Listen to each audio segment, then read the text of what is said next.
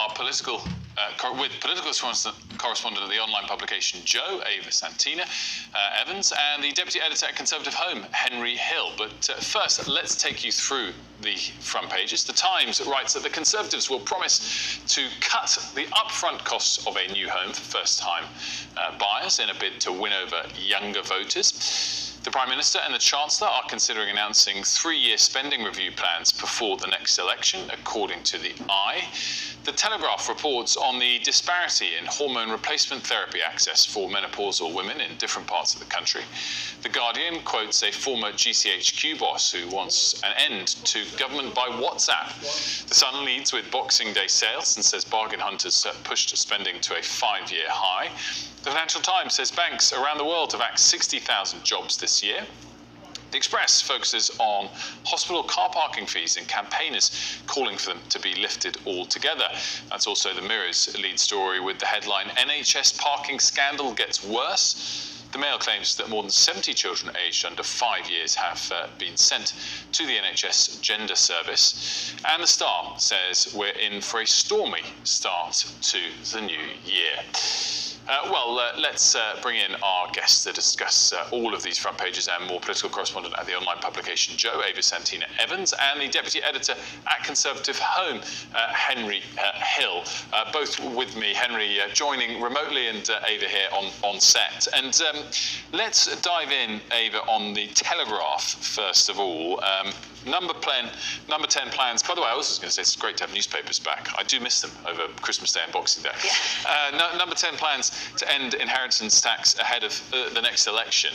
It's an interesting one to that we talk about so much, because clearly it's on the agenda and potentially going to become policy, given that it affects so few people. And I guess coming out in this article is a factor there, which is it could be a key dividing line for people and voters and between the two parties. Yeah, absolutely. I mean, it's a policy that only affects 4% of households, but what the Conservatives are hoping is that there's enough disdain around the country, or enough fervour about inheritance tax, that it'll encourage people to vote for them. I mean, even looking at how high house prices have risen in the last couple of years, even by 2030, it's predicted only 7% of households will pay this tax. So it's really not very. It's not a big deal for most of the country, but this is, as we're moving into the election year, the Conservatives will be offering a slew of policies. I think, amongst this inheritance tax slash, we're also going to see a potential raise in the 40% tax threshold. The 20% basic rate might also go down. But, the big question here is, how on earth is Rishi Sunak going to afford this? The Bank of England, just a couple of weeks ago, have told us that inflation has come down, but not come down far enough, and tax cuts will only push it up higher. Well, on that note, though, Joe, Henry, excuse me, the question is actually, can they afford this tax cut? It's a cheaper tax cut that might create that sort of political dividing line, moral choice, right choice or not, that they're searching for, without it costing as much as an income tax giveaway. I mean, essentially, yeah, the strange thing about inheritance tax is that while it's true that the overwhelming majority of households don't pay it, it is nonetheless, I think, fairly consistently, at least the second least popular tax in the UK. There was some fascinating research that came out last month where actually some pollsters went really down into detail about people's opinions of inheritance tax.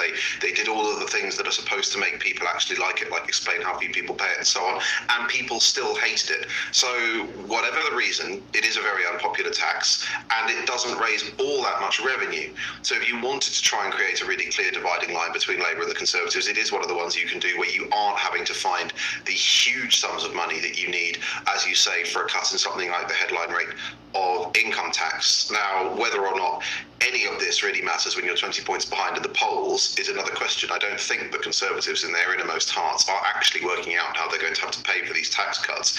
It's all about trying to clear the pitch for Labour ahead of 2024. Okay, let's move on to our second story. I mean, it's interesting because it's sort of about dividing lines in the realm of spending and taxation as well. Henry, talk us through this one. Sunak plots election trap for Starmer on spending. There's a sort of nuance for how they're trying to lay this trap, according to the Eye. Yeah, so essentially Labour have said that they're not planning on raising taxes or cutting spending, which makes life potentially very difficult for them, because the government can therefore frame how they're going to spend their money. So what the I is saying is that the government is planning a spending review where it will look ahead over the next 3 years and draw up budgets for every government department. Now that will mean, in theory, that Labour's hands will be tied to those spending plans and they will only be able to wriggle out of them by either raising taxes or cutting spending. Now, I think it's a bit strange because the government has already basically set this trap for Labour already. In the budget this year, Jeremy Hunt rolled tens of billions of pounds worth of unfunded departmental spending cuts into 2025-6. That's how he created the fiscal headroom for some of the tax giveaways he's already done. That is already a time bomb that Labour is going to inherit. Now, I don't really see how the government can create these 3-year spending plans without admitting that that's what they did and therefore taking ownership of the cuts, or at least giving Labour a way to blame them for the cuts. But we'll see. Clearly, they've got something in mind.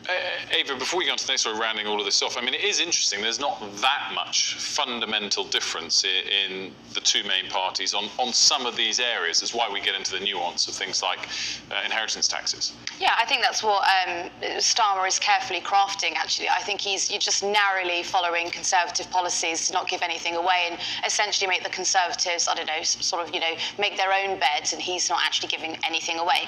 But look, this spending policy, what Starmer is trying to do is he's trying to be the anti-Corbyn. He's trying to be everything that the former Labour leader in 2019 was not, everything that they have presented so far. They've also told us exactly how they're going to, recoup the money. Everything is apparently accounted for. So he's trying to put himself forward as a sensible leader who can control the budget, and the Conservatives can't. Let's move on to the next one. Ex-GCHQ chief warns ministers over government by WhatsApp. This is in The Guardian. Ava, I think this is fascinating because, of course, it's coming after or in the midst of the COVID inquiry, where WhatsApp messages have become, absolutely central to it. I actually wonder whether ministers will want to use WhatsApp as freely as they obviously did in the past, given that they know that everything they put in writing, even if it was a quick thought rather than a considered policy, gets reviewed later down the line. Well, interesting. So ever since the COVID inquiry started and ministers were asked to hand in all of their WhatsApp messages, members of Parliament have adapted to this new way of life, and they've now got this new function on WhatsApp where you can you send messages under a disappearing messages format. So that means when you're texting with an MP, you might be a journalist like myself, I might be texting an MP, those messages will now self-delete after 24 hours time. So they've cottoned onto it.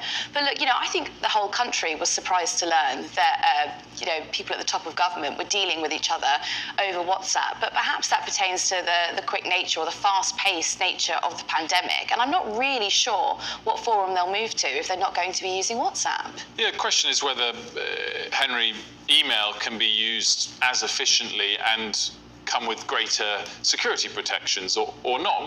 One does think that should be possible. Well, I mean, you can. The official email system is obviously more secure, but I think that there's always going to be a danger with expecting politicians to communicate at a slower pace than people communicate in their day-to-day lives. The fact is that current data protection rules and all the rest of it were not designed for the age of WhatsApp. I think they were last properly updated in 2005. But during the pandemic, would we have expected politicians who were making potentially life or death decisions against the clock to be waiting for this cumbersome old-fashioned system when they could have been deciding things? I think if they had done that, they would have been being torn to pieces for potentially delaying some crucial decisions during the pandemic. So what's important is that the law regarding data protection and so on is kept up to date, so politicians know what is part of the official record and what isn't, and B, that there has to be some space in government for politicians to have private conversations which aren't then dragged out. We used to have the 30-year rule, it's now the 20-year rule, then we had the Freedom of Information Act, and what the Freedom of Information Act has done by making all official records immediately viewable is start destroying the historical record. The use of disappearing messages is the latest step in that direction. If something's done about that, then maybe politicians, God help them, will actually pick up the phone and call each other, and nobody's recording those conversations. So it is always a balancing act, but politicians do need to be able to talk A, quickly, and B, privately on occasion. And now, final story that we'll probably be able to squeeze in this conversation, Henry. We were going front page of the Times. To the right of the page, Putin's ship is wrecked by a £2.5 million UK missile.